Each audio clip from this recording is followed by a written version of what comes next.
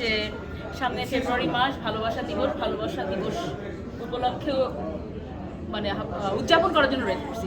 But আসল কথা সত্যি কথা হচ্ছে আমার আজকে একটা ইভেন্ট ছিল, সেখানে রেড করতে বলছে। হ্যাঁ, ভালোবাসা নিয়ে পরিকল্পনা কি এইবার? ভালোবাসা দিবসের ভালোবাসা দিবস উপলক্ষে কি আমি পরিকল্পনা? গত 11 বছর ধরে বিবাহিত এবং তার আগে 6 বছর ধরে আমার যে বয়ফ্রেন্ড ছিল তার সাথেই এবং আমার সাথে এখন একটা বাচ্চা আছে। হাজব্যান্ড বাচ্চা নিয়ে হয়তো বা কোথাও খেতে আসবে। আগের বয়ফ্রেন্ড কি কোনোভাবে? হ্যাঁ, আগের বয়ফ্রেন্ডই এখন আমার জামাই। ও আচ্ছা, তাই? আগের বয়ফ্রেন্ডই আমার হাজব্যান্ড এখন। Yes. সামনে আপু কি নিয়ে ব্যস্ত? সামনে ব্যস্ত হচ্ছে মানে আমার এই যে আপনারা অনেক যারা সোশ্যাল মিডিয়াতে ছবি পাবলিশ করেন, এত ছবি যায় মানুষ ভাবে কি আমি আইন পেশায় আর নাই মনে হয় শুধু এগুলোই করে বেড়াই।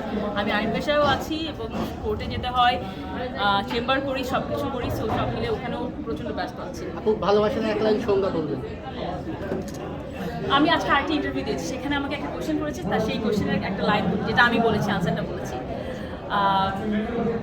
আমার মনে হয় জীবনের পূর্ণতা পায় বিয়েতে, আর যখন অসম্পূর্ণ ভালোবাসা থাকে তখন সেই প্রেম মহৎ। Good. Thank you. Thank you so much.